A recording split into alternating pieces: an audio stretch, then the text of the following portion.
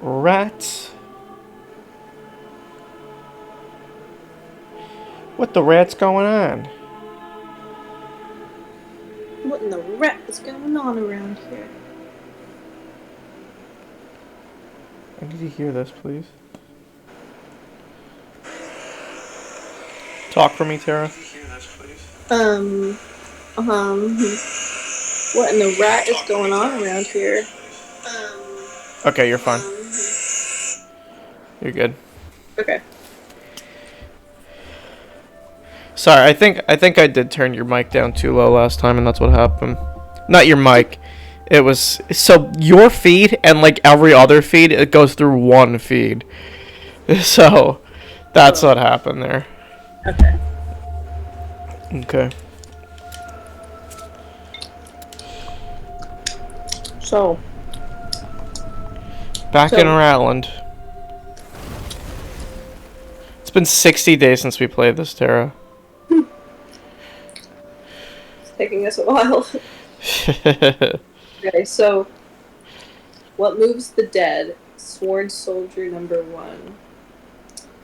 So where were we? So the soldier goes to this like really large and creepy estate that his war buddy Roderick inherited from his uncle. It is decrepit. It is falling apart. It is a literally moldy. The wallpaper is falling. I mean, it is just like none of the residents want to live there. I Roderick and his sister, and I think they have like a couple of help that live with them, but it's creepy. It's like it's literally like Disney's The Haunted Mansion, but more realistic. More realistic, okay? None of that Disney bullshit, minus the Disney. Um, and so he gets there, and he's immediately taken aback by the landscape, the dark, sludgy lake, the literal weird cap mushrooms that look like human flesh that smell like death. There are rabbits on the grounds as well. Hares, they call them hares. And apparently, according to the locals, and even basically everybody that has been around this area knows that there's something wrong with the hares on the estate. They say that they're not canny, meaning they don't be they're not they're not shrewd, and they don't have any sense to them. They behave in very odd ways. They don't run away when you approach them. They just stand and kind of stare at you, and Weird. they just act really weird. And so there's like urban legends from the locals around the area about the damn hares, and yes, they do. Um, all of them, like the hares on the outskirts, like they're all normal and fine, but the ones by the house are the weird ones. So these weird things keep happening, and so the soldier, I can't even remember what his name is right now, but anyway, our main guy, we'll call him Luigi right now. So our main guy gets to the house. His friend, things are weird. He comes with just himself and his horse. He knocks on the front door. Oh, he meets this lady, Miss Potter. She's like a lady in her 60s, and she's just around the grounds, and she's into like mycology, which is the study of like Mushrooms, right? mushrooms and fungus. Yeah. And so, but she's not allowed to be in any of these like elite sort of scientific societies because she's a woman. So she's kind of resentful about that. But she's just like publishing her own series of the mycology in and around the house in that general area. She's making illustrations. She's writing stuff. So whatever. So our Luigi, our main character, like meets her on his way in, and she seems like a nice enough lady, but she's an interesting character. We don't really know much about her other than she's friendly enough. And she's anyway, she hasn't really come into play that much other than she's just been around the grounds making illustrations, and she knows a lot about the algae and not so much the algae, mostly the mushrooms in the area. So we have Miss Potter over there, and she's a very burly woman as well. Like, she could be a soldier herself, but whatever. That's neither here nor there. So Luigi, our main guy. Okay. I'll think of his name later or tomorrow or whatever. Gets to the house and he sees his friend Roderick, who's surprised to see him there. And his war mate Roderick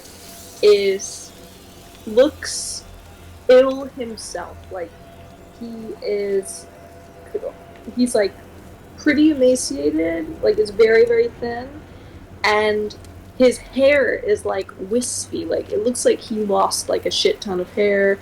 His eyes are like all sunken. Like, he looks ill. And weird. Yeah, and so he's like, "Oh my god, like, it's so good to see you, but man, you look rough." And he's like, "Yeah, I know." But he's surprised to see him. He's like, "Well, I got your letter." And he's like, "Oh yeah, the letter. Oh yeah." Like, he didn't even expect him to show, but he did. And then Roderick has an American friend there named Deacon? Shit, I can't even remember. Anyway, D. So he's got his American friend, and he is also a war comrade, but he was, I don't think he was a soldier. He was just, he's like, they call him a doctor, but he's not a doctor. But he, I guess, kind of is, because he was a doctor in the army. Like, he amputated soldiers' legs. That was his job. He was good at it, even though he hated every second of it. But anyway, he amputated a lot of people. And so now he's a doctor. He sort of knows things, but not really. He kind of knows things, but not really. So we've got a doctor, we've got Roderick, and then the sister. And the sister is fucking sick. Like, she is also emaciated. She is, like, super duper pale, the wispy hair, and she's, like, catatonic? She's not catatonic. Like, she's with it, but she has, like, these episodes of catatonia where she just kind of goes, like, dumb. And it's just really weird. She's just got these really weird symptoms, and she can barely walk and all this. She's very weak. You know, you could blow on her and she'd break in half, that kind of thing. And so that's pretty much all we know so far in the beginning. They kind of are, like, trying to figure out, you know,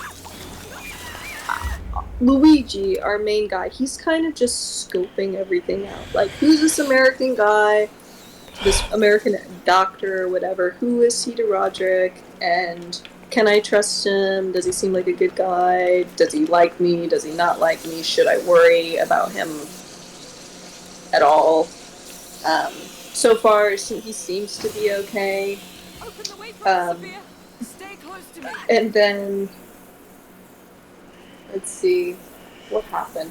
Okay, so the only thing that's happened so far is Luigi has been staying with them for several nights while he tries to figure out a way he can help his sister and him.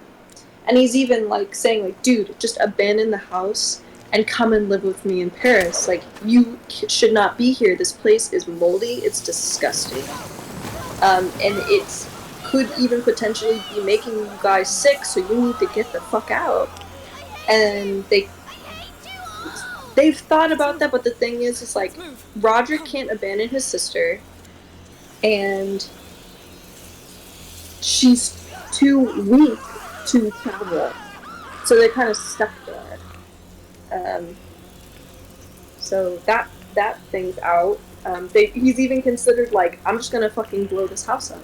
Like he's just out of, he's trying to think of anything to help them at all.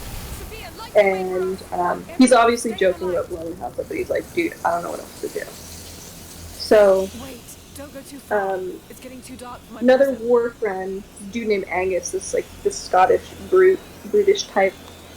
He's now he's part of the picture, and he's been kind of helping as well. They staged a coup where like they were like, oh, maybe she needs red meat, if she's anemic, like the doctor said, or whatever, she needs red meat. So then they're like, how do we get red meat? There's like no red meat inside around here. So they end up like going to a local farmer's place and buying a cow for them. But knowing Roderick would like not have that, like, do not pay for anything. Oh, by the way, this family is dirt poor as well. Even though they live in this like mansion, they're dirt poor. They cannot pay any money to like upkeep it or anything like that. They might own the estate, but they don't have money. So it's a fucking mess. And so they got her to eat red meat. I don't know if that worked at all. I don't think it does. Spoiler alert, I really don't think it did anything. And then also at night, we find out that the girl, her name is Maddie. She's been like sleepwalking during the night. And so while Luigi's been in bed, he's been hearing the floorboards like creaking. And for the first couple of nights, he's been like opening his door. He like has a shotgun next to his, not a shotgun, he's got a type of gun next to his bed.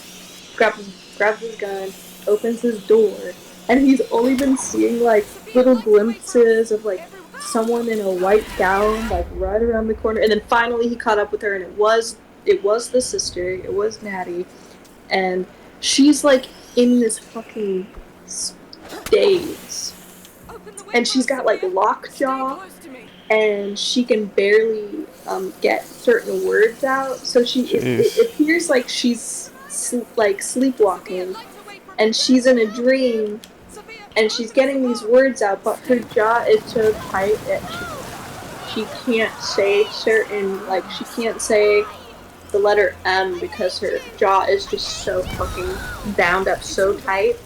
And then when Luigi goes to like grab her arm to bring her back to her room, try to like sheep her back into her room, like, Maddie, you should really go back to your room.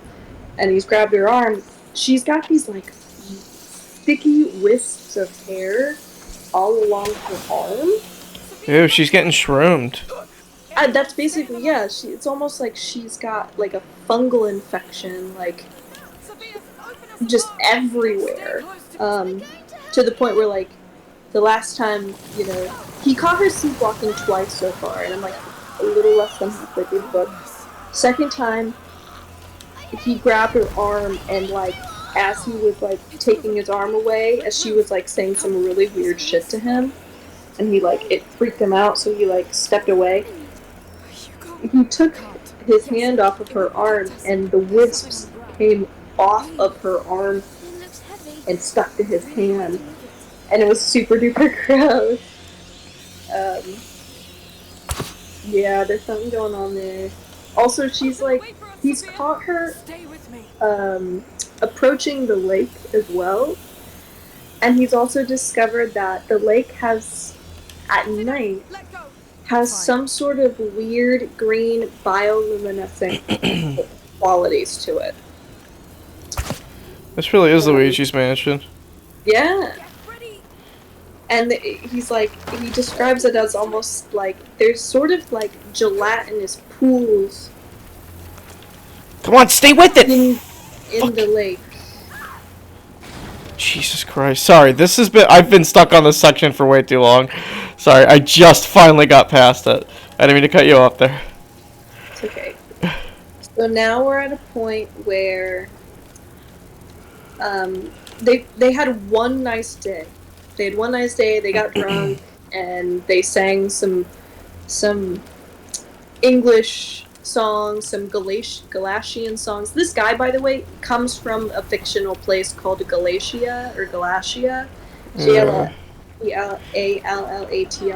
In your head, where do you And they've think got that their is? own culture. They've got their own culture and their own language even, and customs and stuff like that, and their own army, their own military, and he's like a Galatian soldier. So there's a whole backstory there of how he got like sworn in. There's a thing called being a sworn soldier.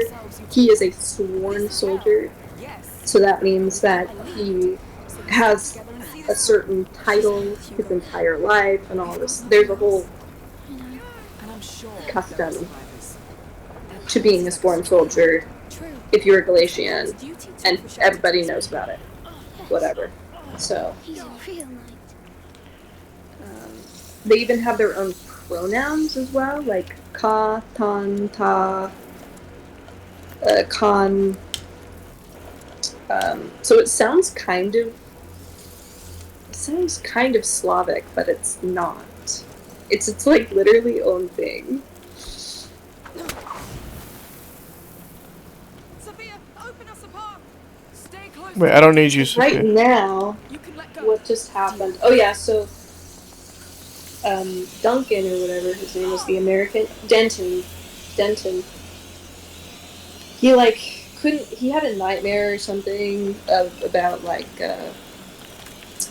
war nightmare where he was like amputating people's limbs, and then the pile of limbs got larger and larger, and then when he checked the pile of limbs, it was like moving.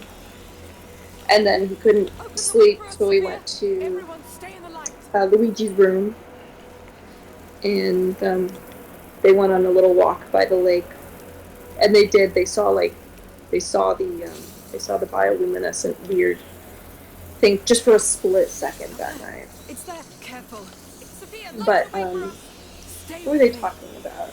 They were saying.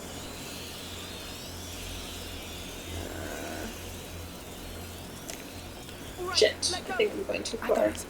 Hold on. Oh, quick. Oh, now. Sure. What? We're here. Finally. Oh, okay, hold To on. think it was right under our noses. Now, Basilius. Where Doesn't are you? even- Where do you hide your most Look, we're in the ancient ruins, Tara. Underground? That's cool. And our pirate lady is like, where is the delicious treasure? Guess so. And it's like we just saw like horrors beyond mankind's conception. She's just like, delicious booty. What's wrong with this pirate lady? To think this island was just a dot on I don't the know. map. I also don't know why she's even bothering with us. I'm with you. Stay back, all right? Like, don't you have anything better to do, Push. Esmeralda? So now this guy is like, okay. Oh, he had a weird encounter with one of the hares, and he was like, whoa. But What they say that's is actually too bad, true. That because hare it just was very stood odd. on its hind Yes. legs and just stared at me. Didn't do shit, and I got closer and closer, and then the second I look away and tell someone about it, it's gone. So, creepy. So now he's like, well, maybe. He's grasping at straws at this point. He's like, maybe there's something to do with, like, there's some weird parasite or something that's affecting the rabbits, or I don't know. So he's like Let's go see. going to the library.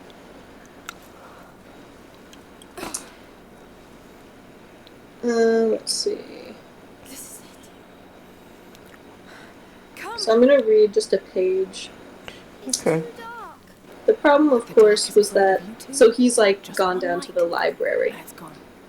He goes, every manor Come on, we'll find house the has one, of course. I don't know what I really expected to do there. It's not as if I'm a terribly keen reader, And I knew even then that a medical textbook would probably be beyond my ability, particularly in another language. I speak quite good Moravian, French, and English, and I can manage to get by in German, mostly because Germans always instantly switch to another language, which they inevitably speak better than you do, and politely ask you to practice it with them. But reading in those languages is something else again, particularly when it's technical. Still a Tara, job. there's fungus in the air. Oh my god. Don't breathe it in, because you will turn into a crimson peak. Oh my god. I had some idea in my head that there might be a disease among the hares that had also affected Natty. If not a disease, perhaps a parasite. Undercooked pork and the like can sicken a human, so why not something in a hare? The problem, of course, was that I had only a hunter's notion of what the inside of a hare is supposed to look like, so if it was anything more subtle than there is a large squirmy bit where a large squirmy bit does not belong, I could not tell merely by shooting a hare and dissecting it, hence the library. So this guy is very rational as well, which I really like. Because he's like, ain't no ghost up in this house. If I hear the floorboards creak, that is a motherfucking person. And he's been right so far. Rows of leather bindings stared down at me from high shelves. There was no fire laid in the grate, and the cold, creeping damp hung in the air like fog. Looking up at all those bindings, my heart sank. What was I even looking for? A book that said, The Anatomy of the European Hare, with clearly labeled diagrams for the novice, perhaps. Did they even make books like that? Well, they ought to, I corrected to myself. It'd be more useful than half the books that get written these days. How many works on the life of Lord Byron does the world really need? Anyway? Whoa. What the hell? Look at the size of this place. What is this? Some sort of temple? It looks like it, yes.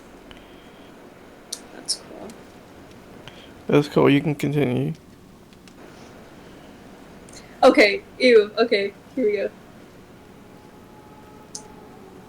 I pulled down a book at random and opened it. Tried to open it. The swollen pages stuck together. I fitted my fingernail between two of them and managed to pry them apart.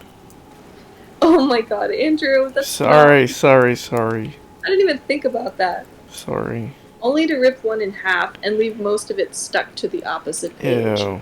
The book wasn't just damp, it had been soggy for so long that it had practically turned to mush. I groaned and pulled down another book. This one's pages were wavy from having swollen and dried and swollen and dried. And while it opened, there was a line of mold all around the edge, so dark that it could almost have been mistaken for a decorative border. Christ's blood, I muttered to myself. Ah, said Roderick from the doorway. You found the great library, pride of generations of ushers. I should probably do a British accent. Let's keep going. He must have seen my expression, because his lips twisted into a humorless smile. Don't worry, my father sold all the rare books already. We didn't lose anything much. Are they all like this? I asked, gazing up at the bookshelves with their burden of rotting words. Every last one. The servants dry out some of them to use as tinder now and again. They'll burn if you get them hot enough. His gaze swept across the shelves, as if picturing them in flames. I did not know what to say. How do you express sympathy for a man's manor house gone to ruin? I struggled for a joke instead. Should have stayed in Glacia, Roderick. Then you could have gone to the Royal Lending Library and checked it out to book. Let's see the rest. We should have all stayed in Galatia, he said, not bothering with my attempt at humor. My mother was right. There was another But blast you here can too. both come stay with me, I said. Admittedly, I only own one very small formal hunting lodge, and we'd be living in each other's pockets, but it's a snug little place. Roderick shook his head. She won't leave, he repeated, and I... He looked around the room, a man gazing on the face of his enemy. There's space behind. I begin to think that this place has killed all of us in its time. It held for centuries. Perhaps it's too late for me as well. Hopefully we'll catch It's only a building, Roderick. Is it? He turned away. I hear the woodworms gnawing in the beams. Would to God that they would gnaw a little faster. I can't say this discussion put me in a particularly hopeful frame of mind. I left the library myself and went looking for Denton. Hello, he said, looking up from a book that he was reading, which presumably he had brought with him. I love how the main Careful with the character drop here. is also Right. prejudiced against Americans as well. Like all the American stereotypes of being kind of like blunt, again, like If that's her, she really bringing shook the his whole place own up. book with She was him scared because for the that's something space. that an American She was would right. do. Like, you don't know that. You just made that up. What do you know about hares? I asked again. He blinked at me. Come again? Hares, the animal, long ears, hops around, boxes in springtime. You mean rabbits? Christ save me from Americans. No, they're bigger. You don't have hares. He had to think about it. Wait, I think they've got them up north. Snowshoe hares, they call them. Why? Is it possible there could be a disease in the hares that might have affected Madeline? Something that she could catch from them somehow? I don't know of any, It's stuck. but is it possible? Something that could afflict both hare and human? Of course it's possible. Hey, Rabies wait. affects them Those both. tanks. But I trust you're not They held suggesting that great Madeline fire. has It's another rabies. weapon. Not No. always. I sank They down in must the have chair. used it to keep their The legs hares warm. around here act What is strange. this All the for? locals say You they're think? possessed. No, I didn't believe that. In a I raised a tank hand like to that. forestall Denton's protest. Most of us go to the Let's devil try it without against him that having to door. personally oversee things. Really? But I saw a hare up on the These moors walls that held long moved enough. very strangely, What? and Maddie's I've sleepwalking done my reminded fair me of share it. of blowing things up, you know. It sounded ridiculous when I There. said it out loud. I was grasping Now at straws take and I cover. knew it, but to his Alicia, credit, you handle the Denton was ignition. apparently willing to grasp Why? those straws Yes, alongside me. just keep your head down. You think there's some connection? Possibly. Maddie was never sickly, but Roderick doesn't have it. So About to I blow thought it something up. couldn't just miasma in the air or the water. About to blow this up. Blow it up. It worked. That was Oh, loud. I bet. I can't believe that it encaved the whole ceiling. Come on. We'll be fine. We're in like an ancient temple and we just blew something up. It's rat magic. Rat magic. The servants would have mentioned if there was some similar disease in the village. Yes, of course, I sighed. The mention of the servants reminded me, though. Madeline's maid. Do you know what she died of? Oh yeah, we just found out that Madeline's maid died 3 months ago. Because she doesn't have it. It's like she's been sleepwalking every night. Doesn't she have someone to stop her? And turns out she did, but she died 3 months ago. So, oh my god, it's just getting worse and worse. Okay, so, because yes, of course, I said. The mention of the servants reminded me that Madeline's maid. Do you know what she died of? She threw herself off the roof. I stared at him. This is not a good house for anyone, but certainly not for those of melancholic temper. Christ blood. Denton took pity on me, or perhaps it was just his way of holding on to that straw. It's still not a bad notion. There are diseases that only affect very few people. Leprosy, for example. The vast majority of us are immune except for the poor devils who aren't. I nodded eagerly. So Maddie could be susceptible. The problem is that if I shoot a hare, I realize that I have no way of telling whether it's normal unless there's something really extraordinarily wrong. Would you be able to tell? I'm not a veterinarian, he said, or a cook, but I suppose I could take a look at one and see if anything jumps out at Rats me. here? Yes. I nodded. Cave bones. Then tomorrow I'll see if I can fetch you a hare. So, Should I need that? here's another thing that they mention. Let's keep going. Angus, his And maybe we'll see Scottish it. If it warrior hasn't friend, been too scared. soldier friend, Yes. he's very superstitious, and some of the local legends say that the hares are like witch hares. So if you kill a witch, you're cursed or whatever. Therefore, if you kill a hare, you're fucked. Like something terrible is gonna happen to you. So the locals do not shoot the hares, even though food is scarce. They just don't do it. Interesting. So now he's going out and he's like, I'm gonna fucking kill a hare, and you doctor are going to inspect this to see if there's anything weird. Because it seems like if what's affecting Maddie is also affecting the hares, let's take a look at the hares and see if there's anything weird. Ooh, it's getting good. We just got our final bag upgrade, which is cool. That's cool. Can I keep reading? Yeah. Okay. In the end, It was Hob who located the hair. Hob is his horse's name, whom we like very much. Hob is a very smart horse. Everybody all right? Okay. All clear. Let's He go just back. seems to be very, like, human sentient like he responds to what Luigi says to him. Dead people. The order's gone. By virtue of nearly stepping on I it. love how you're reading the book and you still don't know the main character's name. I can't think of it right now. It'll happen. It'll come up. He spotted it at the last moment, snorted and pulled sideways, hopping on 3 hooves.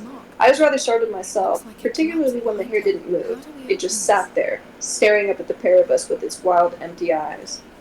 Go on, I told the hare. Walk a bit. It would do me no good to shoot a hare that wasn't afflicted by this nameless malady. It did not oblige. I slid off Hop's back and took out the gun I used on small game, not cows. Come on, scoot. The hare stared at me. I took a step forward, then another. Christ, was I going to have to actually nudge the thing with my boot? Before I touched it, Let's check. I turned and began that strange crawling walk. It turned and began that strange crawling walk. It moved more rapidly than I would have expected. I took aim, only to watch it vanish into a stubby copse of trees, which were either dead or doing a remarkable Oh, imitation. big explosion. Oh, shit. It's open, I think. Jeez, I almost thought I just died there. I know. Before I touched it, it turned and began that strange crawling walk. It moved more rapidly than I would have expected. I took aim, only to watch it vanish into a simple blah, blah, blah. My own fault for being slow, I muttered. Hob, stay. I ground-tied him and went after the hare. The dead trees did not improve upon close inspection. I stepped inside the copse, looking for the hare, and found it sitting up, watching me. Right, I said. You definitely got it, whatever it is. I started to sight down the barrel, although I could probably have bashed it over the head with the butt of my gun just as easily. Movement in the corner of my eye distracted me. I turned my head and saw another hare, moving in the same unpleasant fashion. So these rabbits are like, or these hares, sorry, not rabbits. These hares are like crab crawling across the ground. It's so fucking weird. Weird. It looked, okay, he's describing it. He goes, it looked almost spidery somehow. I had the sudden absurd notion of a disembodied hand walking along on its fingers, or of living limbs separated from their owners. Clearly Denton's dream had lodged itself in my brain. I turned back to the original, only to find that a third had joined it. All 3 of them stood up on their hind legs, watching me. The hairs on the back of my neck stood to attention. I shot one of them. It might have been the first of them, but they might also have been changing places. A child could not have missed at that range. The cop sprang with the shot, and the hare collapsed. None of the other hares moved. They did not even flinch. A wave of tinnitus struck in the wake of the gunshot, and as I waited for the ringing to subside, I realized that there could be even more hares behind me now, and I would not hear them approaching. So our main character has tinnitus from... Me too. Do you? Yeah. Not like crazy bad, but I do have it. Every now and then I'll wake up and it's just like weirdly bad for some reason. Like I woke up one morning and I was like panicking because it was so loud. Really? Yeah. It gets that loud? It's just like, why won't it stop? Why won't it stop? Why won't it stop? Yeah. I've had moments like that before, but they're very rare. And it's usually in like complete silence. Give me a hand. Sure. But Yes. yeah.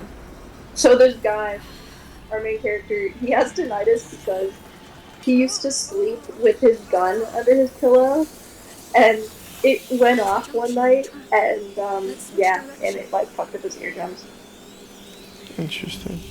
So, which meant nothing, I told myself. I hate how the tinnitus seems to drown out my thoughts as well, so that I feel as if I'm shouting inside my own skull. They were hares, not wolves. A hare might give you a nasty bite if you grabbed it, but it wasn't going to go for your throat. I knew all this, and yet every instinct I had began to scream that something was behind me, something dangerous, something that was not a hare.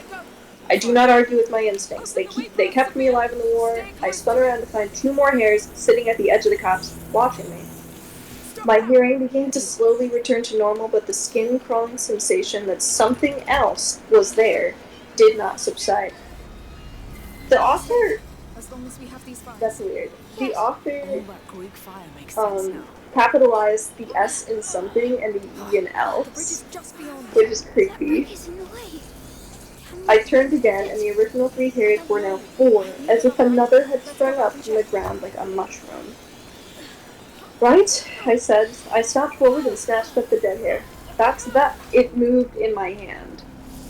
I flung it violently away, even knowing that it was a convulsion that many animals take after being killed. Everyone, stay in the light. I had shot it in the head. It could not possibly be alive. Muscle spasms. That's all.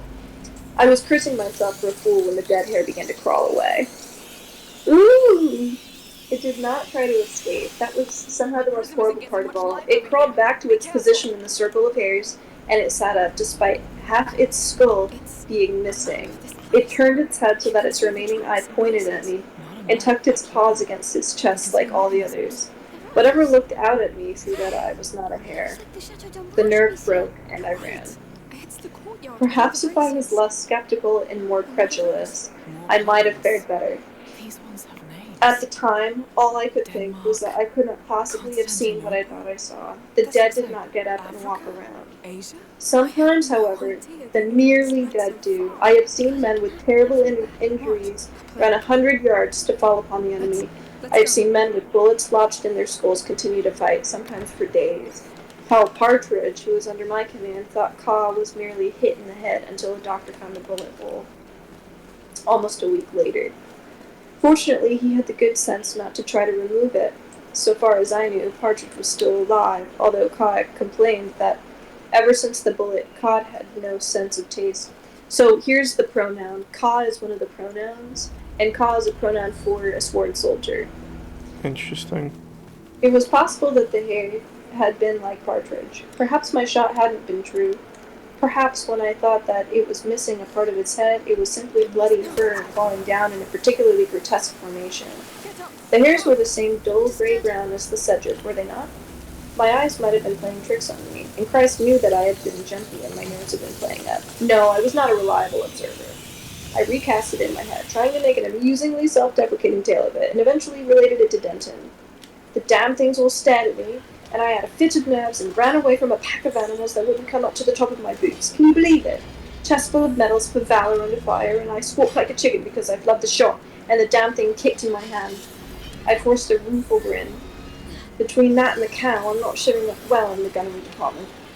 Denton, despite my best attempts at diverting tale, was not diverted. He draped his hands over his knees, a line forming between his thick eyebrows. That is most unsettling. For the pride of Galatia, certainly. Not that, he frowned. Roderick says that you're not particularly fanciful. I like to think that, though you wouldn't know it from this afternoon, I shrugged. Well, you know as well as I do. Sometimes the oddest things slip off our nerves. True enough, Denton admitted. Soldier's heart, we called it after the war. I once had a bit of an episode because they had lined the street with flags, and the wind came up and they were all snapping. The sound wasn't like cannon fire at all, but it still was, you know? I nodded. I did indeed know. Then one of the flags came loose and it flew toward me. He snorted. Found myself down a stairwell 2 streets over. His voice had that light veneer of humor that we all get, because if we don't pretend we're laughing, we might have to admit just how broken we are. It's like telling stories at the bar about the worst pain you've ever been in. You laugh and brag about it, and it turns the pain into something that will buy you a drink. There, you see? I waved a hand airily. Nevros de guerre, the French call it. Makes it sound like a bloody pastry. Though I do feel bad that I flubbed the shot. I should have stayed to finish it off. Hopefully a fox or a falcon or something will take it before too long. Denton's humor faded. He took a large swallow of the drink beside him. Perhaps you didn't flub the shot, he said, not looking at me. Of course I did. I got up and walked away. I didn't tell him about it sitting up and watching me. That went well beyond Nevros de guerre. He said nothing. The dead don't walk, I said, hearing my voice rise angrily. You of all people should know that. Denton looked at me for a long, long moment, searching my face for something. He must not have found it, because he looked away and said, Ignore me. I'm becoming as fanciful as Roderick. I don't know what I know anymore. I stalked away and took my dinner in my room that night. Angus watched me angle the chair so that my back was against the wall and said nothing at all. Ironically, I dropped off to sleep instantly that night. Here we go. We're here. Perhaps it was because all the tensions were too close to the surface again. Good work. Falling asleep quickly, whenever you have the chance, is the third thing you learn in the army. The first thing you learn is to keep your mouth shut and let the sergeants blunt their teeth on the people who can't. The second thing is to never pass up a chance to piss. I woke only once when I fancied I heard a crack. Something bad was happening to It sounded like a male voice, deep and hoarse. I bolted upright in bed, grabbed for my pistol, but did not hear anything else. Battle nerves, I told myself. After the day I'd had, perhaps it was no wonder. I listened carefully, and just as I was thinking of getting up and prowling about, I heard Angus snore from the next room. I'm used to the sounds that Angus makes, of course, but his snore is quite legendary, and it's entirely possible that it might have worked its way into a nightmare and woken me. I put the pistol back down on the night table and went back to sleep. I woke the second time to music. It was a glorious, layered composition, half a dirge and half a joyous melody, the notes weaving and intertwining like the flight of mating birds. I knew at once that it was Roderick. No one else in the house played at all, and I doubt many people on earth played like that.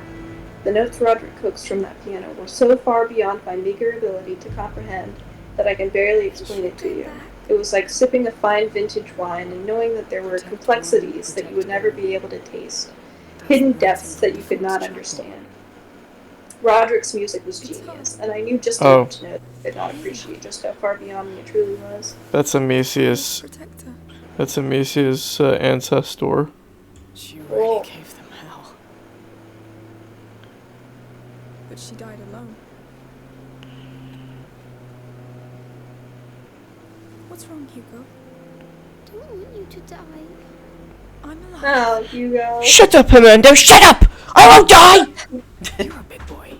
We all die, Hugo! We're gonna fucking die, Hugo! Time's ticking, tick tock, tick tock! Welcome to the real world, Hugo. Little bitch! I know how it feels. Should take her helmet at school as hell. Fighting not to be alone. When he finished at last, with a trailing set of notes that sounded more like a flute than a piano, I broke into applause. Bravo! You got any Bravo! idea how we're gonna open this? Roderick let out a shriek and jumped halfway off the piano bench, punching his chest. I cursed myself for having overset his nerves again. Come on. Sorry! I'm sorry, old man. I didn't mean to startle you. I didn't want to interrupt, that's all. No, it's all right. He sank back down on the bench. I mean, it's not all right, but it's not your fault. Oh, hell. I edged into the room. Are you all right? Madeline is dead, he said. Let's open this I door. stared at him. I knew the words that he was saying, and they were in my own language, but I kept trying to parse them as something else. Something that merely sounded similar. Maddie couldn't be dead. She had been alive 2 days ago. I had spoken to her in the hall. We had sung songs around the piano. Are you sure? It was a foolish question. Of course he was sure. He loved his sister to the point of exiling himself in this miserable heap. But death is when you are allowed to ask foolish questions and to say all the unforgivable things that will be immediately forgiven. I'm sure, he said. Denton checked. She had one of her fits. She stopped breathing. He stared down at the keys and touched one hesitantly, as if he had forgotten how to play. Roderick, I'm sorry. I came into the room and thumped him on the back and did all the things that soldiers do with each other because most of us have forgotten how to cry. Alright. This is something. It's terrible, moving the he middle said of us. softly. I never wanted. That I've feeling known on I'd the have ground. to, but Is that a crank? I know, Roderick, I know. He straightened and turned away, his shoulders hunched. I heard her walking in the halls now. Go on, Now. Hugo. He shook his head violently. I blew out my breath in a long sigh. Maddie was dead, and it had been inevitable, and yet it made no sense at all. She did not suffer, said Denton from the doorway. Or rather, her suffering is at an end. Part of me wanted to ask if he could have been mistaken, if the catalepsy could present the illusion of death. The other part of me knew that he was a doctor, and I was just a soldier, and the death I knew was not a subtle thing. Can I see her? I asked instead. Madeline. Of course. Denton and Roderick looked at each other. After a moment, Roderick said, She's in the crypt. I see no reason why you shouldn't, said Denton. All right. Yes, as I need close your like it's help. land. Consider it done. Oh, they're going to the crypt now. Okay, so Madeline died. My God. But guess what? She's gonna be a walking fucking corpse here in a minute. There's a never mind. I don't want to spoil nothing for you. But Booty has something similar to this, which almost makes me think that Smith read this book.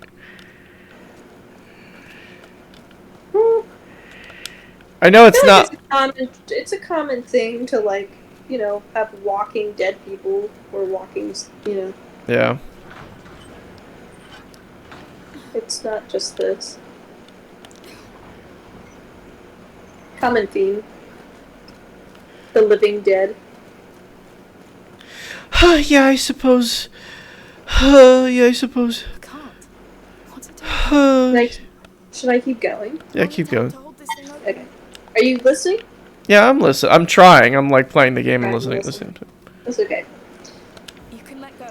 The crypt was a long and winding way down narrow stone. Now I feel like we're in the casket of Alright. Montiago or whatever, like the catacombs. Yeah.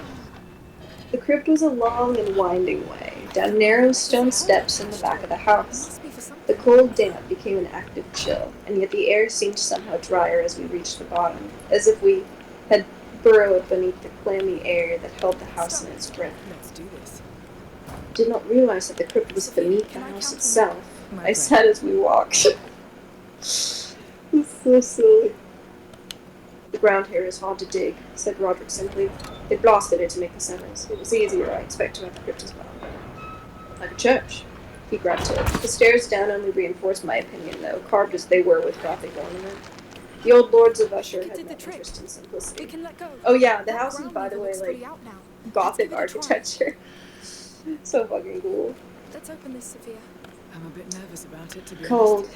It was cold. A long, rough-hung corridor led away, presumably deeper into the crypt, but the chamber we stood in held a single stone slab, carved with crosses and a procession of burners. Madeline Oh. lay under its shroud, faceless and featureless.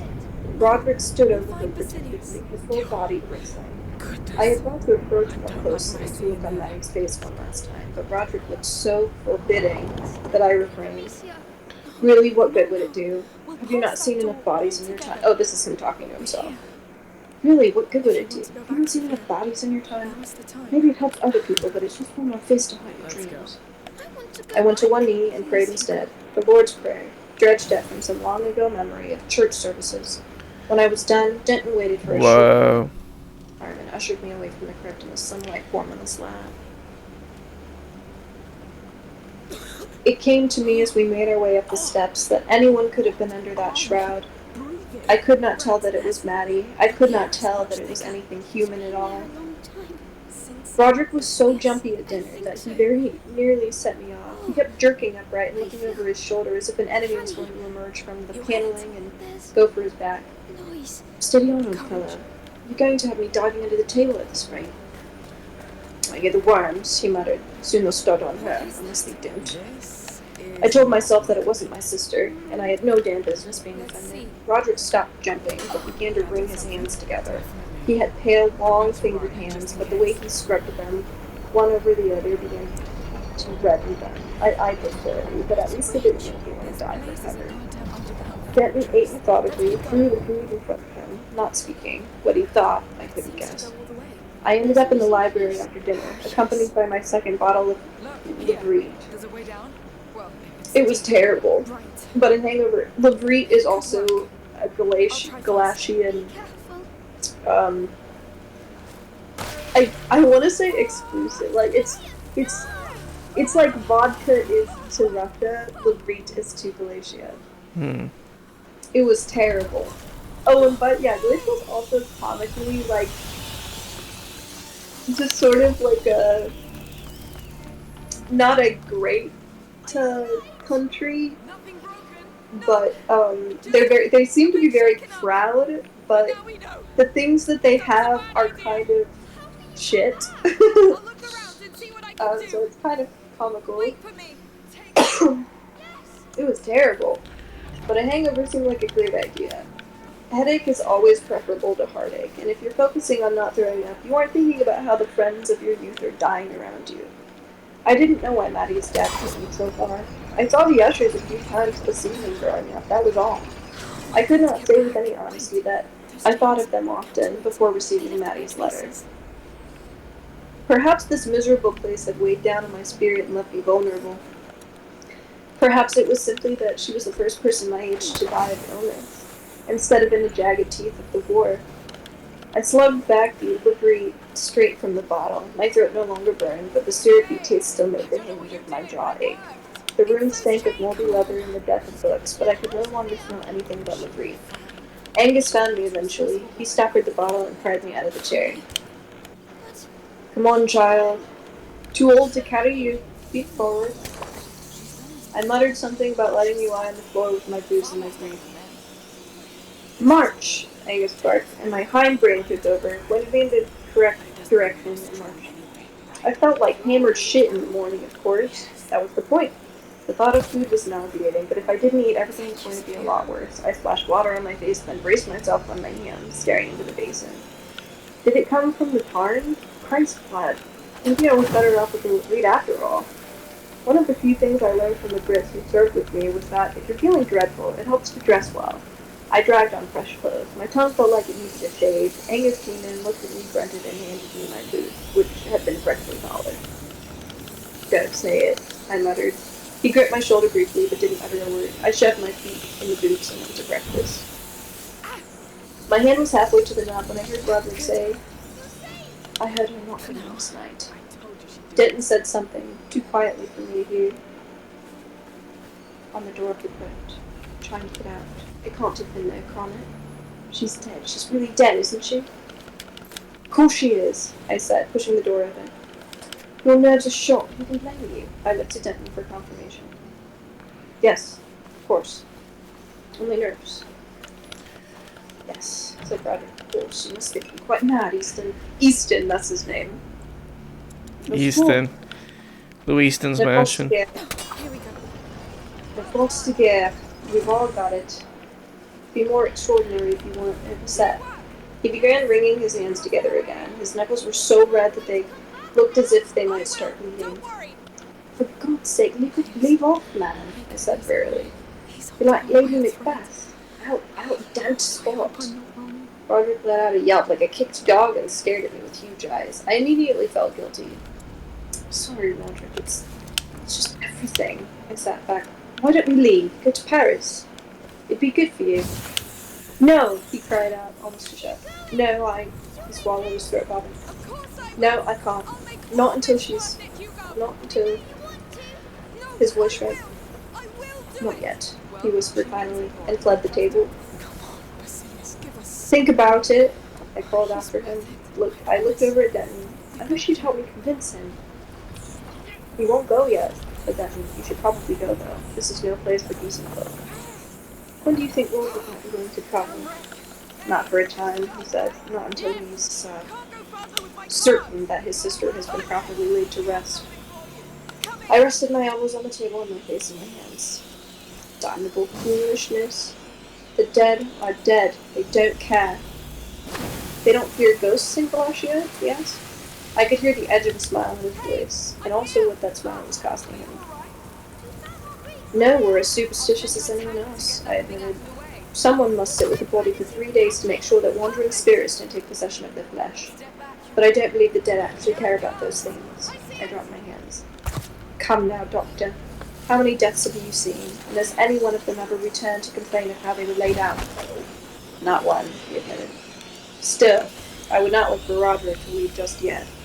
Not until he is certain. Certain of what?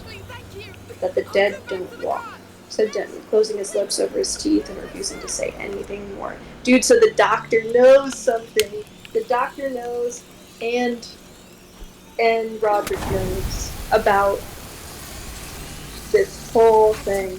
Now focus. Find the thieves. Grab whatever you can find. They've known this whole time. Then About the fungus. They've known about, yeah. We don't know if it's the fungus or not, but they know that. Holy shit. Okay. I'm a big girl. I know. I wasn't scared. So the entire fucking estate is dead, but whatever this kind of fungal thing is keeping everything alive at the same time. That's why the entire place looks rotten. It's rotten. The entire place is rotten. But it's still, like, it's still alive? You're here. Yeah. That's so creepy. The fungus is keeping everything just barely hanging in there. Let it go. Do you want to take a break? No, we better go. Wow. It's keeping things intact. Let's go. See, I didn't even put that together. Like, even after the rabbit We've been through kind a of lot. But it's like it's not my mind. Is it Basilius? didn't die after it was shot in the head and crawled away. Yeah. I didn't think that it could be more than just Time to see where Maddie, or more than just the rabbits. I think it's the whole fucking land is covered in this shit. I mean, even the lake, the grounds, It's wrong. the, like, I mean, fucking Roderick looks like he's fucking almost dead. But we have to. We have to. It's like the fungus it's like eating at your flesh. It's like flesh-eating fungus, but it keeps you It looks alive, bad. Yeah. sort of. It feels like a cathedral. That is some Last of Us-ish. So, he's down there? Yes. At the heart of all this. Fungus is kind of scary. It looks It like is what the last scary. threshold would do. Dude, where is Mrs. Potter when you I need her? I actually learned about another type of fungus today, similar to the stuff that infects ants. This I didn't know about. So there's a type of fungus that affects cicadas. Are you trusting what I'm saying? Okay, keep going. Tara is so skeptical of everything I say now, and it's very sad to me.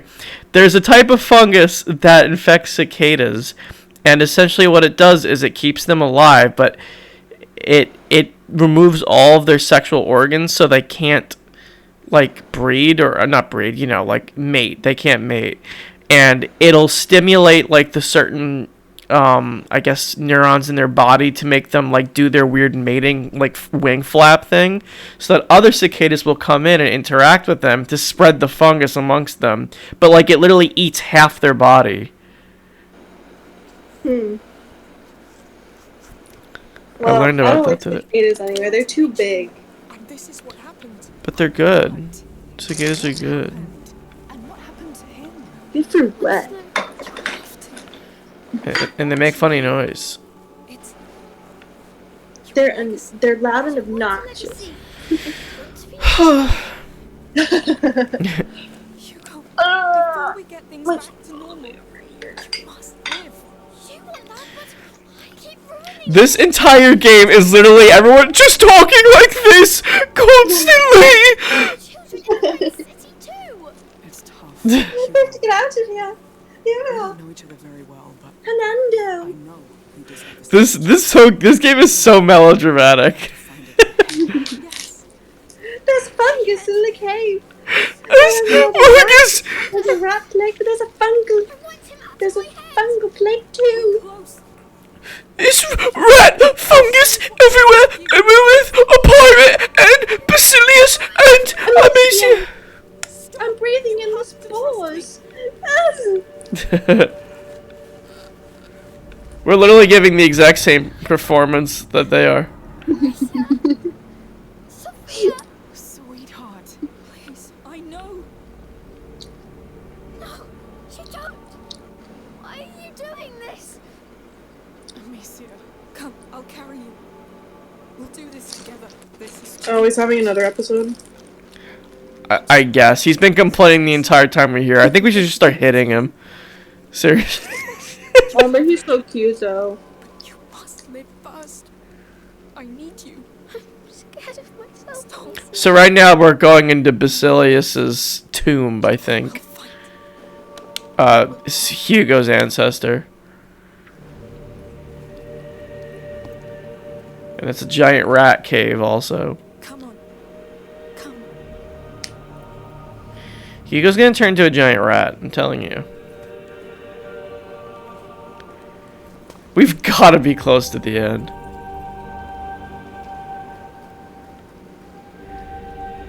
Oh, what the hell is this? This is Basilius.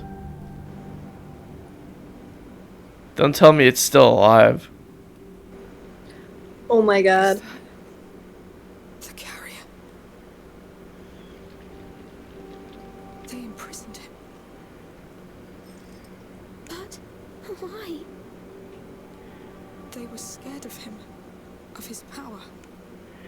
As they should have wanted to do been. that to Hugo too. This is why I they guess. built all this. Ew. So speaking of fungus, Yeah. They left a child to die. He unleashed the rats. They tore through their walls. They couldn't stop them. It started here. It's a giant rat scrotum cooking up rats up there. Plague. He was sad. So sad and angry. So that's why the macula brought us here?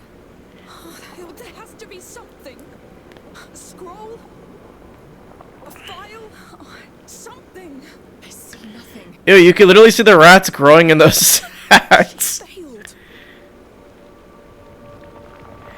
I don't Ew. think that's how rats are born. She failed, Sophia. They're like little spermoids, but ratoids.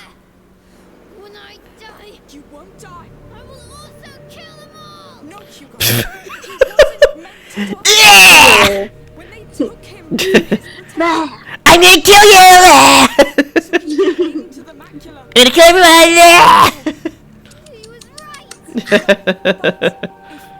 If one His buck teeth start growing.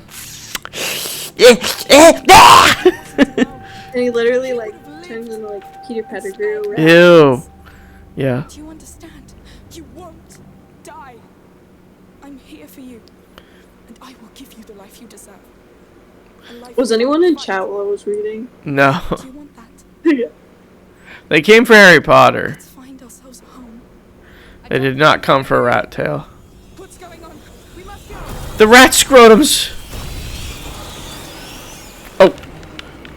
Jesus, they kind of just stuck me right into that after a boring ass cutscene. Ah! Ah! You don't want me to leave. They'll get nothing. Save your breath. Stay with me. Nope. It's playing that music. On your left. Yeah, why is this pirate queen with us this whole time? Oh! Oh! Oh. Everything's going to collapse. I'm so angry. Ignore them. Just run. I thought he said I'm so Like- hungry. Down. She's really risking her life. I know. Like multiple times for you guys. For like, why? She just What- kind for of, what? she just met them. She just like has nothing else to do. Because even though she's a pirate, she's got a lot of loyalty. You know, not like a That's pirate at literally all. Like, no, that's the opposite of a pirate.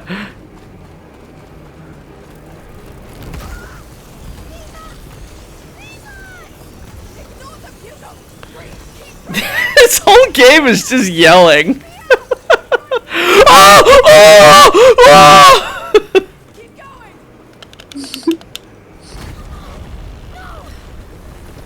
They're coming. There's so many. Oh, we got the Crash Bandicoot camera. Dun, dun, dun, dun, dun, dun, dun, dun, na, na, na, dun. Dun, dun, dun, dun.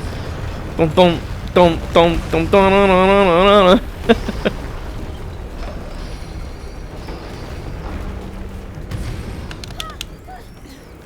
How much you want? Keep going. These bastards are to the right. I see light. Oh my god, I'd be so out of breath.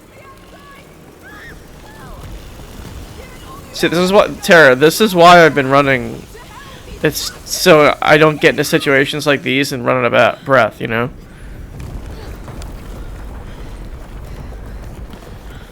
Like, don't you think about that? Like, one day I'm gonna have to run from a bunch of scrotum rats. Fine. Anyone hurt? Hugo? It was horrible. Well, if that does I'm happen, sorry you had to see that. The macula then you killed you should be fine. The macula Okay. really has a way with children. The immaculate really has a way with children. But you'll live. That's what's most important. I don't know why the pirate said that. Most important. I'm scared to think people at that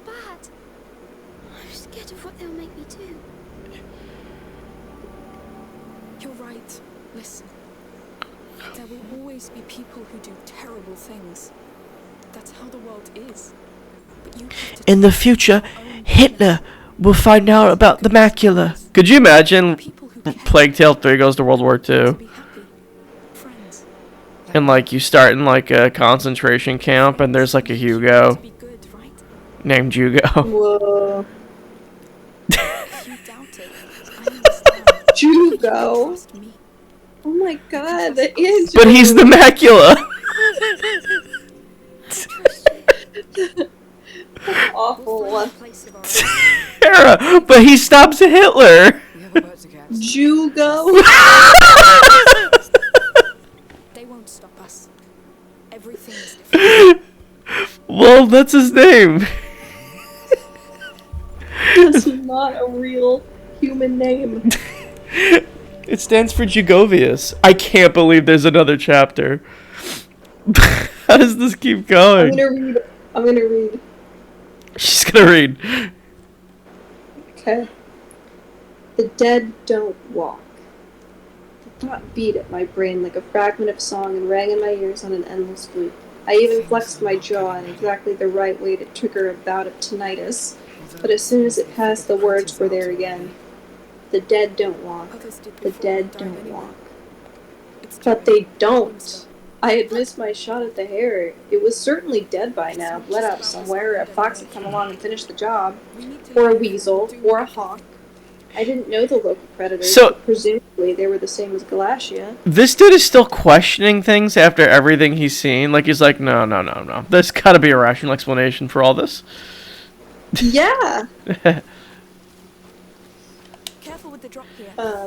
A loose dog, a cat from the village. There were no cats in Usher's house. Wouldn't you, though? Like, in a situation like that, wouldn't you? Sorry. Come, we'll cross. Well, I would. I Actually, though. I mean, really. Safe and slow. I don't know. I've seen enough Yeah. movies where my brain will start going places where it's like, okay, yeah, there's a zombie thing going on here. I wouldn't. I've seen too many movies. Right. The harbor. Come. You get a cat for the rats, I thought, and there are no rats either. Why are What there? is it now? What the fuck? He's talking about rats. Hold on. You're the Countess's guests, aren't you? I didn't know the local predators, but presumably they were the same as in Galatia. A loose dog, a cat from the village. There were no cats in Usher's house. You'll have guests. You get a cat for the rats, I thought. Who? And there are no rats either. Why are there no rats? Is Roderick so poor that his Tara. he cannot even tempt a rat? I think she's going to scold us. What's our friend's name? Easton? The kid that we abandoned. It's been a long time. Lucas! Yes. Lucas is alive. Can't run away from this, I guess. Wow. He's- Damn it! Yeah. Oh, that fucking incel is still fucking alive. You fucking survived? I'll head to the harbor and Ah. prepare the boat. You join me as Sorry, soon as you can. continue. Take It was this. possible, though it occurred to me that I had seen no animals around that staring house, except for the horses in the stables and the mad-eyed I've hares learned on the from both of heath, you. which brought me back to the hares again. The dead Lead don't the way walk. then. I rode Hob despite a light drizzle. The sound of his hoofbeats broke into a rhythm that lent itself all too well to the line. The truth. Clip, clop, clip, clop. The dead don't walk. The dead don't walk. Clip, clop. Christ's blood! I was going to break into my third bottle of Levreed if this kept up. Dinner was no relief. Roger kept absently wringing his fingers together and then catching himself. Denton was even more American than usual. If his accent got any broader, he was going to start singing the Star-Spangled Banner and shaking hands with the tablecloth. The dead don't walk, except that you're supposed to sit with the dead for 3 days to make sure they don't. And Roderick had said that he could hear the knocking on the door of the crypt. No, that was ridiculous. I retired to my chambers and finished off the dregs of the second bottle of livery under Angus's disapproving eye. Don't scowl, sir. There's not enough in here to get a hangover to a mat. How long are we going to stay here? I can't do a Scottish accent. I could. Angus. I don't know. I licked the syrupy taste off my lips. How long did we stay? Until Roderick agreed to leave, whenever that was? Was I doing any good, or was I just eating food and burning firewood that could ill afford to spare? 3 days, I said abruptly, setting the empty bottle down on the table. 3 more days. Then we'll go. At midnight, I went to the crypt. It was not a reasonable thing to do. I knew that. For all my vaunted skepticism, the thought had taken hold of me that if no one watched the body, something terrible would happen. Or perhaps it had already happened. The dead don't walk, but what of those with catalepsy? You heard stories of people buried alive, of coffins open to find that someone had clawed at the lid. I crept down the so now he's like, if she does walk, it's because she never died. I crept down the slick stone steps, the candle in my hand, trying to make no sound. The crypt door was barred, but had no lock. The bar itself was an immense thing, as thick as my wrist. It looked oddly new, with pale edges where the wood had not yet weathered. I set down the candle and lifted the bar carefully, holding my breath as it scraped against the metal holding me. Each tiny sound echoed up the steps. At least I'll be able to hear if anyone comes down behind me, I thought. I hope. I had no idea what I'd say if anyone did. Plead grief, I suppose, say that I had become Caesar one last time. Remind Roderick of the superstition that the dead must be watched for 3 days. In Galatian. I was not that worried about it. People in mourning are allowed to do wrong things. It was absolutely a strange thing to be doing. Maddie was dead, I did not doubt it. It was astonishing that she had still been alive when I saw her. She could not have lasted more than a few days. I knew that. I also knew that I had to see her. Every sense I had honed over years on the battlefield was screaming that something was not as it appeared. I could feel it. The dead don't walk. I picked up the candle and opened the door. A wave of tinnitus rose in my ears, and I waited it out, seeing the light flicker on the shrouded form on the slab. The high ringing note pulsing inside my skull. When it finally faded, I went forward. I stood over the shrouded form Oh, Lucas. and set my hand to the cloth and hesitated. Was that Mom? Mother, come here. Mama. Please, come here. Mother, how are you? Lucas is just sitting there. Fine, don't worry. Guys, How did you find us? You left what about Lucas. me? behind you. Lucas, But tell me, have you kept my motherfucking safe? is Lavender? The one from your dream. There was another carrier, like me. Another carrier. Yes, Lucas does not look like he should sound like that. a child called Basilius. No. He's got like He should be older In an right order now, by Yeah. the way. designed Not. especially for him. He looks like he aged down. Yeah, Panicked he Benjamin when he Buttoned. crossed the threshold. Yeah. We took him away from his protector. God, her wound is fucking festering. To contain what would happen next. A new plague. In the 6th century, that's... The Justinian plague. We knew it was connected to the macula, but... So it started here, with this Basilius. But it was not his fault. He was just all alone. They're just scared. kind of restating everything we've already known. Mother, Okay, I'm gonna keep Magister going. Bodar said Hugo is condemned. But Part of this me is wanted the to order abandon believes, this fool quest. based on their Why was I mistake in the here? past with Why was I Basilius. skulking around Roderick's He had manor his like a protector. thief, disturbing his sister's rest? I was an old friend, yes, but I was violating all laws of hospitality and friendship. It was not my place. During the last But nights something on was the still road, very, very the wrong. times when it was I pulled quiet, back the everything shroud was and just froze. fine. He It was fine. Maddie. That's She did not true. seem to have deteriorated Something at tells me all if in we 2 settle down days. somewhere safe, The cool air of the and crypt live might have there as saved a her, family, though I did not think it was so maybe cold the as plague that. would stop. Or perhaps she had simply looked so shocking before she died that mere decay could not worsen Fear it. really clouded our Her hair minds, clung to the didn't it? shroud and shed fine white Except hairs yours, across the protected. stone surface of the slab where I had moved it. This was Remember not that what house we stunned have me. in the mountains? Her neck had been It'll be great broken. there. She had been very It'd be carefully big and arranged, tall. the shroud draped to hide the terrible Sorry to angle interrupt. of her throat. The Count wants to see And you. though she had died Me? before they had time to No. bruise, there But were we were livid about to finger leave. marks splayed across her He's the throat. Count of Provence, my lady. Bro, Yes.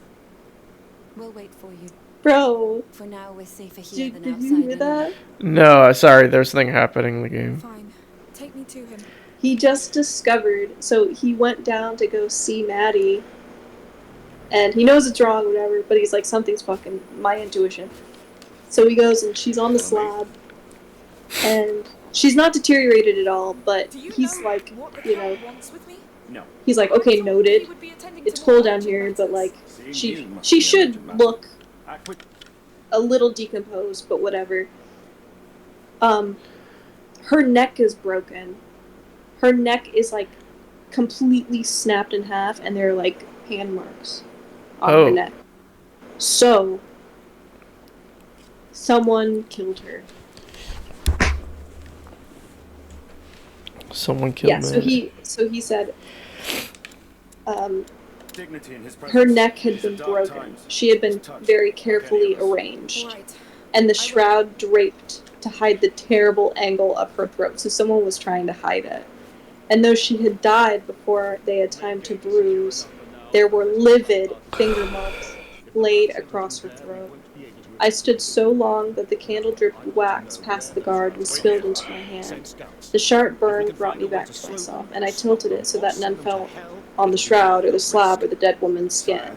And then I carefully replaced the shroud and took my candle and crept back up the stairs, moving as silently as a scout on patrol. I was now in enemy territory, and my life and Angus's might very well hang in the balance. Oh shit. Come, I need you. Very well. It is very unpleasant to sit down to a meal when you are trying to determine which one of your breakfast companions is a murderer. I drank my tea and met no one's eyes, while my thoughts raced and rattled about my skull. Denton was the obvious choice. Denton was a doctor. He could not possibly have examined Maddie and not noticed the broken neck. But at the same time, as a doctor, he should have had 101 ways to kill someone without resorting to such a crude method of murder. Still, that was not enough to rule him out. Men panicked sometimes. Perhaps it had been a crime of passion, an unrequited lust for Madeline. I had seen no such indication, but men have hidden such things before. It had to be Denton, didn't it? But just when I had convinced myself thoroughly of Denton's guilt, I would glance at Roderick out of the corner of my eye. If there was ever a man racked by a guilty conscience, it was Roderick Usher. He startled at every sound, turning his head constantly as if expecting that someone was creeping up on him. One of the servants brought in more tea. He yelped and dropped his fork with a clatter, and there was the easy way he had reacted when I called him Lady Macbeth. Even if we ignored all that, surely he had helped to lay his sister out on the slab. Surely he would have noticed the broken leg. Uh-oh.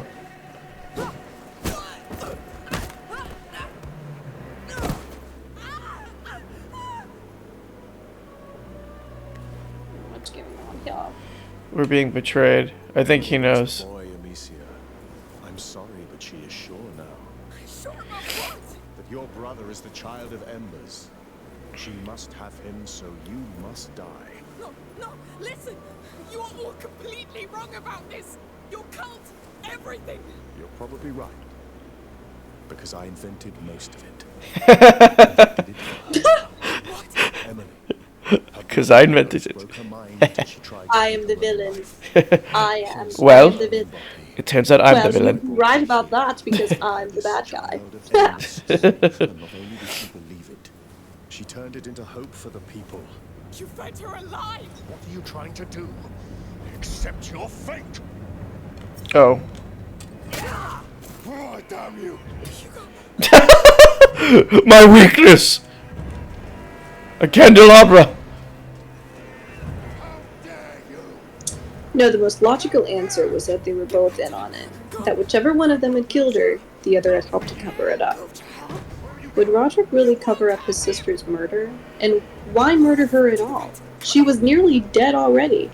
What possible gain could there be in Okay, I know what this is. What possible gain could there be in hastening her death all along? So my theory is that the two of them, they both did it. They were both in on it. However, I think they found a way, or are trying out a way to kill her without having her come back like the Hares do. So, I found that I could believe that Denton would cover for Roderick, but not that Roderick would cover for Denton. I had seen Usher under fire in the trenches. I knew what sort of man he was. He had plenty of courage but little nerve, and he had loved his sister dearly. I could think of no hold that Denton might have over him that would cause him to cover such a thing. The doctor could hardly be blackmailing Usher, who had nothing worth taking any longer, and Usher's sins, whatever they might be, were not the sort that would cause a man to stand by while his sister's neck was snapped like a, like a hair, I thought, seeing again the staring eye of the witch hair. I jammed my fork into my eggs, and the tine scraped across the plate. Roderick shrieked. I'm sorry, he said, covering his face. I'm sorry, it's this damned problem with my nerves. I think I hear. It's alright, I said automatically. I pushed back from the table, no longer hungry. I think I'll go for a ride. The weather had not cleared. It was... No! Sorry. Gotcha. The weather had not cleared at all. It was still drizzling, and the sky was turning an unpleasant shade of greenish-gray. I was barely over the causeway when I saw movement in the grass and found a hare staring at me. I cursed at it and spurred Hob. He didn't deserve that, and he bounced a few times to let me know that he knew he didn't deserve that. I didn't look over my shoulder, but I could feel the hare behind me, like an enemy sentry watching to see if I strayed into disputed territory. I fancied that as soon as I was out of sight, it would go crawling along to alert the other hares to my presence. Hares don't do that, of course. Hares aren't like rabbits, who actually post sentries around their warrens and alert each other to danger. Of course, with these accursed things, who knew anymore? Maybe I was right, and there was a disease. Maybe it was making the hares as paranoid as Roderick. Something clicked inside my head. I was suddenly back in that sheep farmer set on the mountain, listening to him rant about sheep diseases. The hydrophobia, he allowed. Aye, they get it. Rabies. Not the same as dog, you hear? Dog gets mean. Sheep gets stupid. Suppose there was a disease, and it had two forms, one like Madeline's. But Roderick had also declined, hadn't he? Fear, acute sensitivity to sounds. Could those be symptoms, not of stress, but of pathology? Whoa! Good damn, when he shocked me, sorry. Hobbs flowed.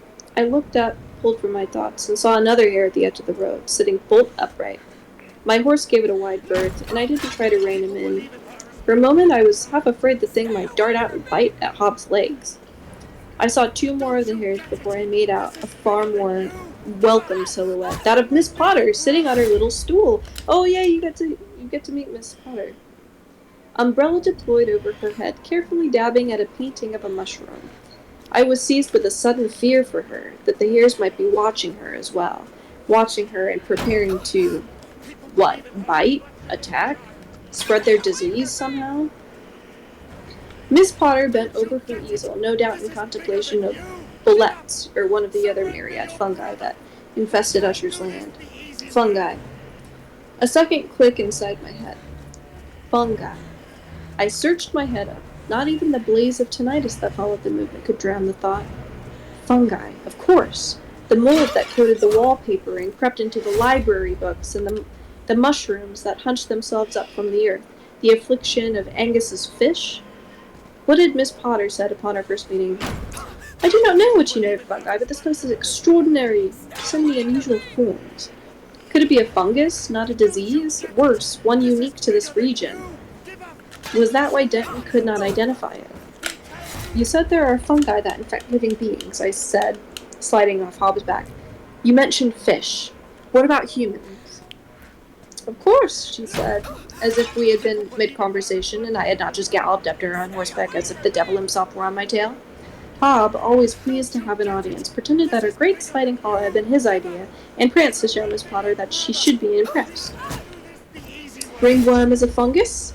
Thrush, which you find on infants, is caused by yeast that is found on many species. There are others, though. Some are rare.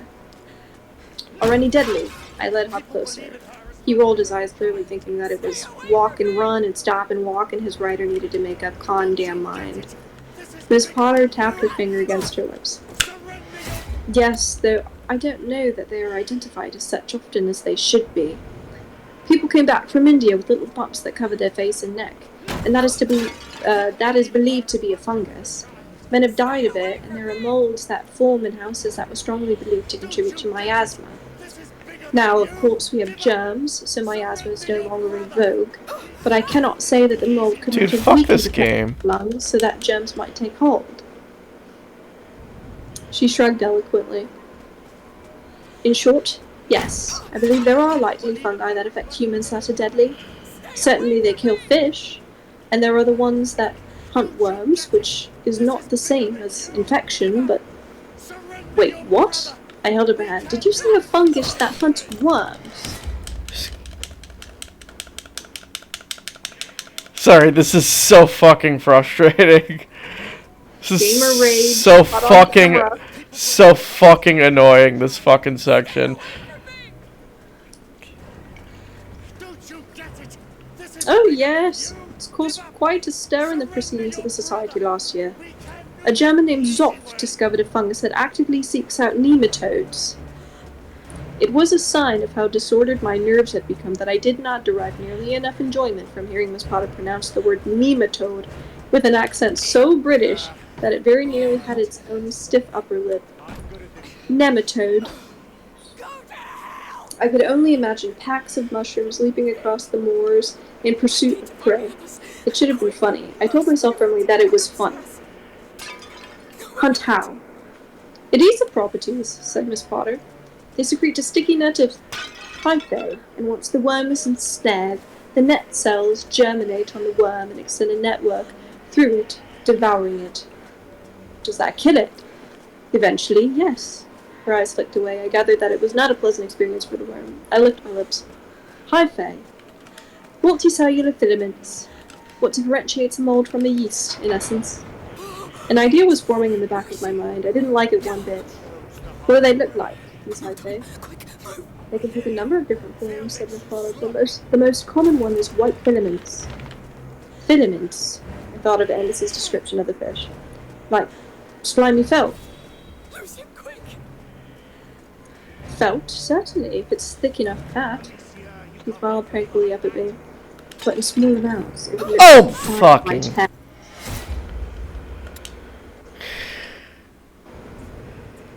We've got a development. You ruined my shoulder for good. It hurts.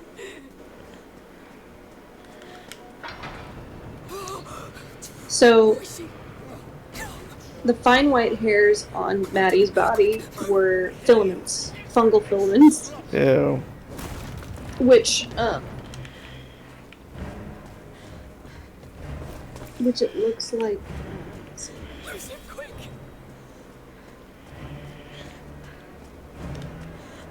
No way out. Come here. Through here. Quiet. Got to look him inside. Hide.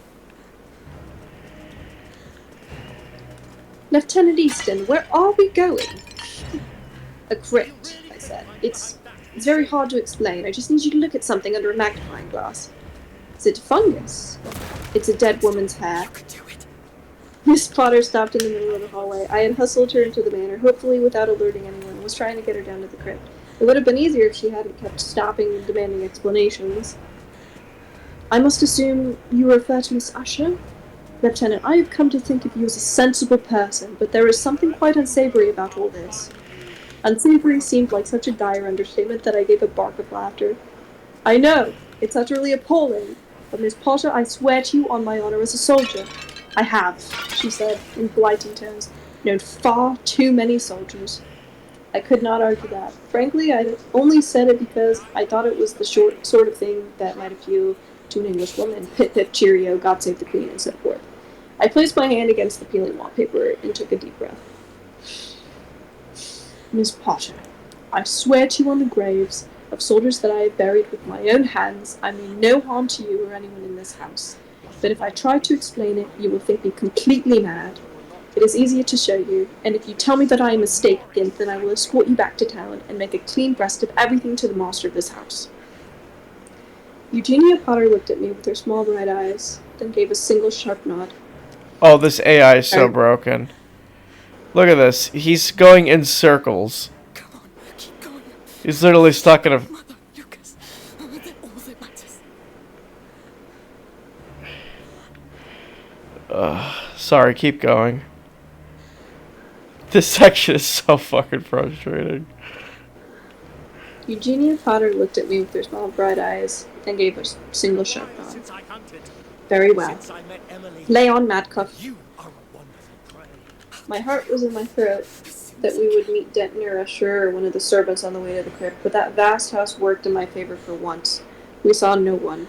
I led her through increasingly dim corridors, only to realize that I had no lamp or candle. I swore softly in Galatian. Miss Potter cocked a gun God to damn spy at it. me. Sorry. Faster, come on. Fuck this section. I do not know what that word means, Lieutenant, but I have my suspicions. Sorry, Miss Potter. If you hold my umbrella, I will provide a light. She reached into her enormous bag and went through a small shuttered lantern. It was my turn to stare. Miss Potter, is that a housebreaker's lantern?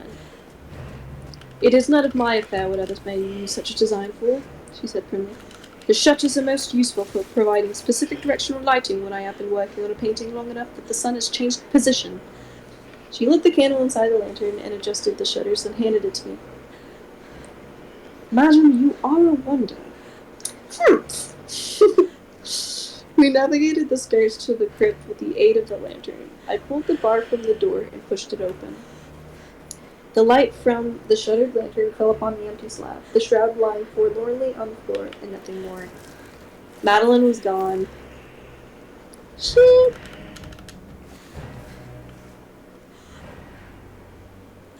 Lieutenant? Lieutenant? My ears were ringing so loudly that I could not hear the words, only see Miss Potter's lips moving. I was on my knees. The damp chill of the crypt was sinking into my bones. My shoulder throbbed. Madeline was gone. Her body was gone. Someone must have moved it. Yes, of course. Usher, perhaps, to conceal his crime. She had been dead for 3 days, so it was a bit late for that, but it was the only explanation. It was foolishness to think that she might have moved on her own, sat up on the slab, pushed the shroud aside like a blanket. The dead don't walk. Lieutenant? I heard that word faintly. It had the force of command to it, and I straightened involuntarily. Yes, I said, probably too loudly. I apologize. There should be a body here. It was a shock. Miss Potter helped me to my feet. Oh. Lieutenant...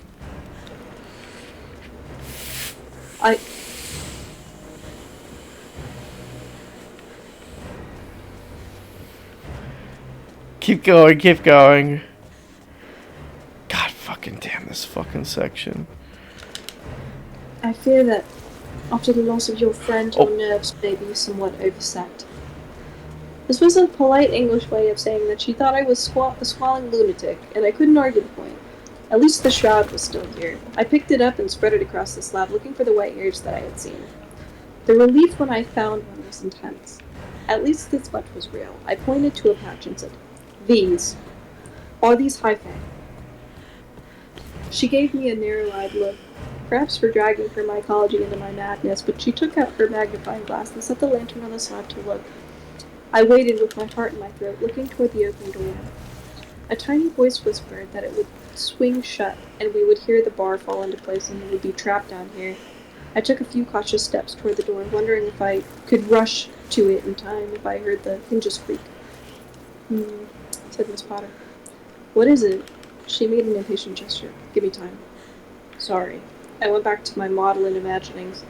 Would it be Roderick Usher, determined to hide his crime, or something worse? Would it be a figure in white, animated by some terrible force? The force that had moved a hair, missing half its head to stand up and stare? The dead don't walk. The dead don't walk.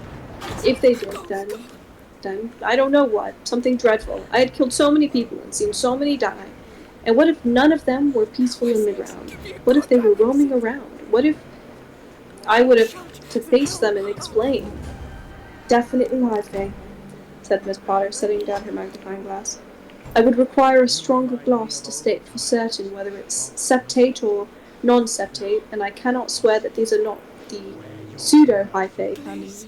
Nevertheless, they are not human hairs nor fabric threads. What if I told you those were growing out of human skin? Miss Potter made a well-bred motion of her chin that in another person would have been a vast shrug. Saprophytic fungi. That is to say, those that feed upon decaying organic matter, are exceedingly common. Unsightly, perhaps, but they pose no threat to living creatures. Madeline was alive at the time, I said, holding her gaze. and there were so many of them on her skin that I thought her body hair had turned white. The English, in my experience, made an enormous deal about the most minor inconveniences, but if you confront them with something world-shattering, they do not blink. Miss Potter did blink, but only once, and then she looked down at her magnifying glass and said, I feel so full of him. I see. Hugo won't heal the wound. Could that be what sickened her? I asked. If the fungus was so widespread that it was sending filaments through her skin, yes, certainly. The stiffness of her upper lip was magnificent to behold. But what has become of her body? The dead don't walk. Most likely Roderick moved the body to further conceal his crime, and Denton must know that something is wrong with Roderick and helped him cover it up, but he doesn't know the cause. If he knows what it is, perhaps he can treat it. I don't know, but I must tell Denton. Indeed, she said. You must tell everyone. If this is a fungus that can spread on a living host, Oh, Lucas. it must be stopped immediately. At last. Sorry, my love, but this one's a hell of a fighter.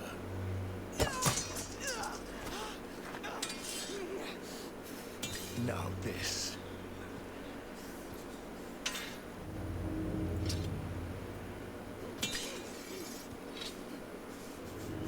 That's a big sword, Amicia. It's a freaking claymore.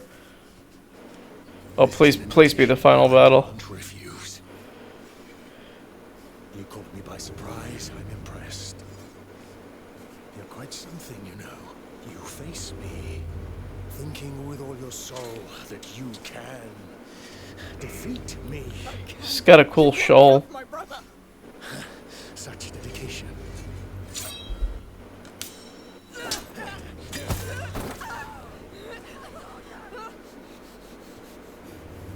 You have a burning fire inside you.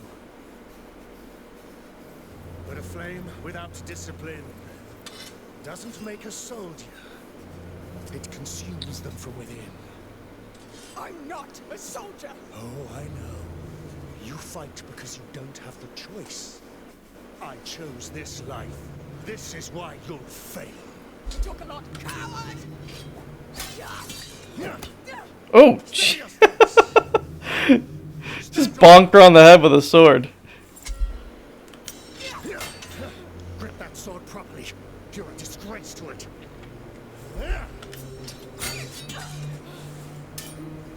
You never fight to defend yourself. Fight to kill, to conquer. Whatever. You're still a coward. Whatever. Who do you think you are to defy me? I'm Amicia Daroon. Ah, shut up. I'm gonna be for no one. Shut up! Amicia.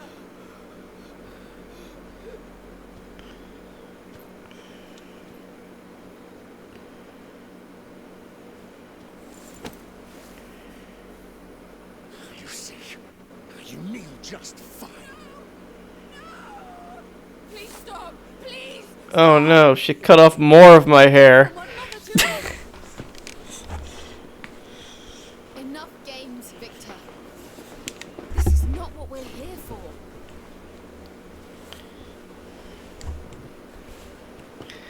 My liege. I'm sorry. War took its toll on my husband. He gets carried away sometimes. I admire you. You just told him to kill Amicia. Your bonds are strong. When I was her age, I could only wish for this kind of love. But it's not just about us. For love is meant to be shared, to be turned into light. You know, this is actually a game where I feel like it actually would have been better as a book. Such is the fate of the child of embers. Love can kill, Emily. By the time you realize that, it will be too late.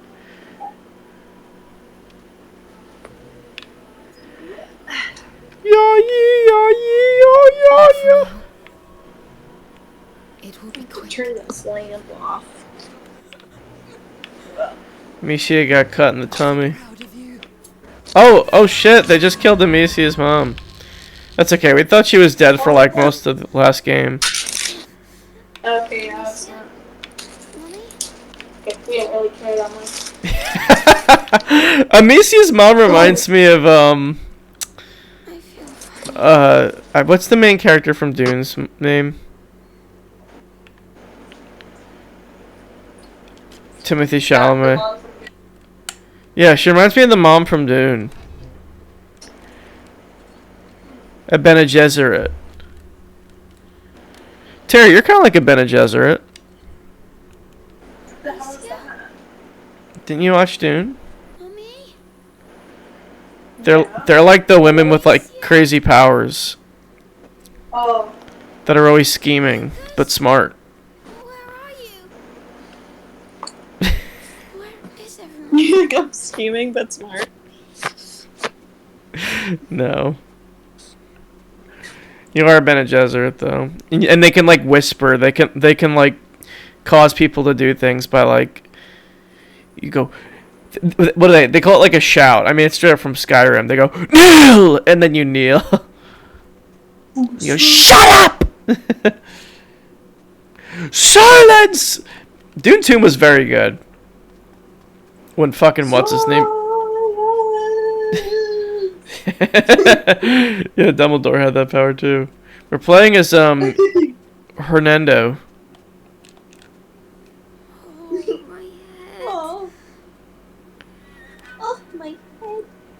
Is this a dream? Well, Hugo's mommy just died, so he's gonna freak the hell out. It's real. Oh, there's people. I like his little outfit. It's so cute. He's just like Shrek from Shrek 2. Little prince. So cute. Hello, everybody. I'm here. Where is my phone? Hi, everybody. What are you doing? Uh-oh. Oh, my baby boy. Hernando. Back to bed. Hugo. You killed her. No. I'll Hernando. take you back to bed. Victor, take him back, will you? Uh-oh. I'm going rat!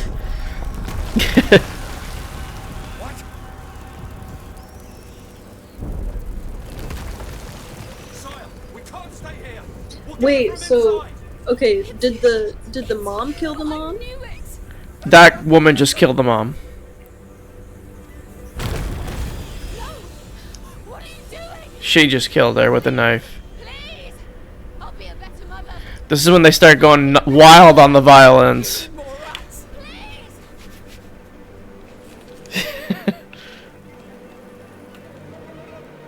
She's done. Take her down. Call more. Oh. Come for blood.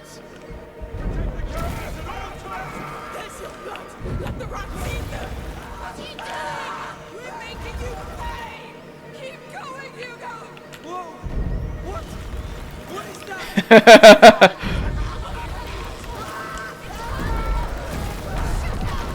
Whoa, I'm like destroying the world around me.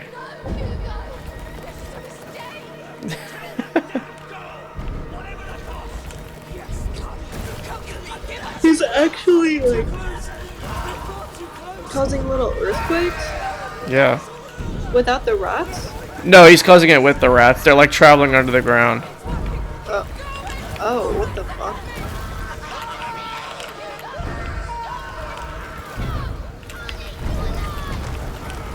I'll eat you alive, Hugo just said. Oh! Oh. Oh yeah, you gotta get those guys. Get that guy. Get that. What is happening? Oh, I think we're at full rat power. You did it. It's your turn, Emily. We'll spill your blood now. Emily! No! Sire, we need to evacuate, sire! It's too late!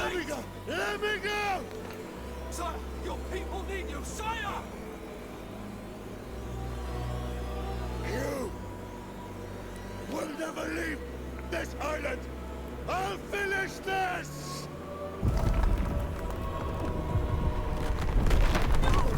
It's just surrounded by dead bodies.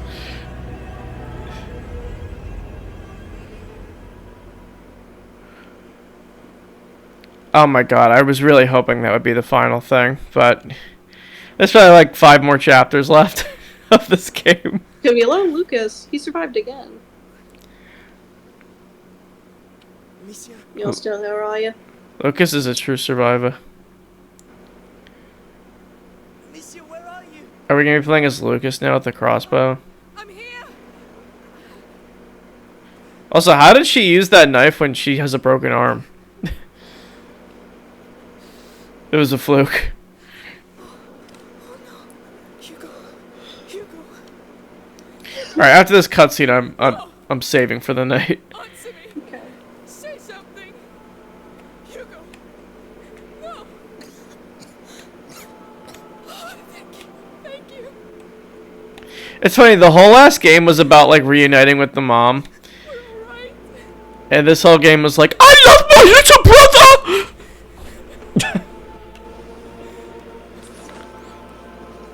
And like, we just sort of abandoned our mom at one point. Yeah, true.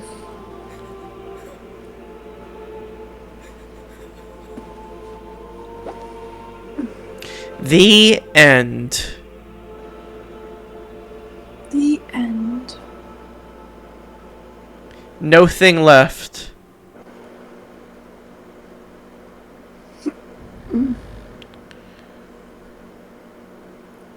He's gonna go all, Lucas is gonna go all emo. He already has those cool veins. Please, Hugo. Yeah. Say something. You know Infamous?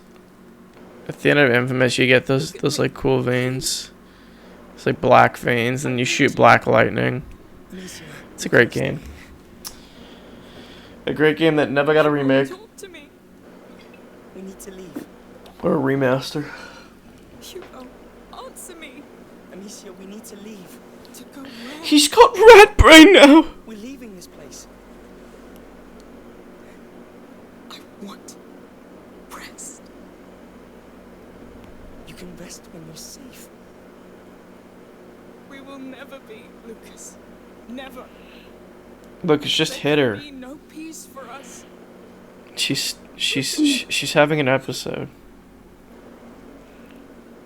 I'll lead the way. Don't think. Just follow me. I'll be your path. For the both of you. I'll carry you if I must. But I'm taking you out of here. I'm going to grow. I'm going to become big, Lucas. Starts growing.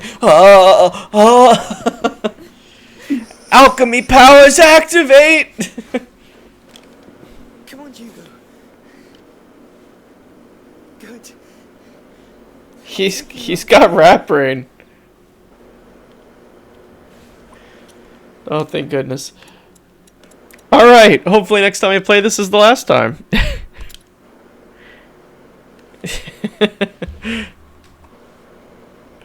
Rat Tails has been going on for very long. I'm shocked with how long this game is. But you know what it is? It's because there's tons of padding.